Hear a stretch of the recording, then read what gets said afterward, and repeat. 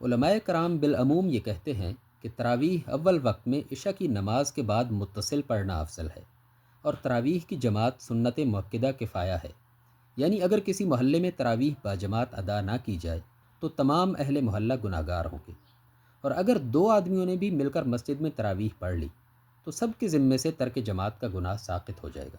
کیا یہ صحیح ہے؟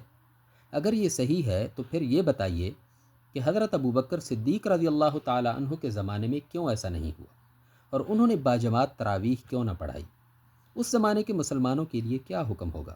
کیا وہ سب تراویح باجماعت نہ پڑھنے کی وجہ سے گناہ گار تھے؟ تراویح کی تعداد رکعات کیا ہے؟ کیا صحیح احادیث میں 8، 20، 38 یا 40 رکعتیں نبی صلی اللہ علیہ وسلم سے ثابت ہیں؟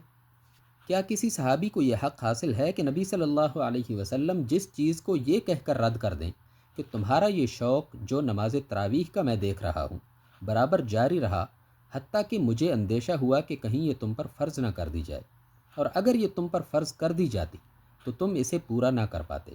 بس اے لوگو، اپنے گھروں میں نماز پڑھا کرو، کیونکہ انسان کی بہترین نماز وہ ہے جو گھر میں ہو، سوائے فرض نماز کے۔ سوال یہ ہے کہ کیا اس کے بعد کسی صحابی کو یہ حق حاصل ہے کہ وہ اس عمل کو جس سے نبی صلی اللہ علیہ وسلم نے منع فرما دیا ہو پھر باقاعدہ جماعت کے ساتھ مساجد میں جاری کرے؟ کیا حضرت عمر کا یہ عمل بدعت شمار ہوگا؟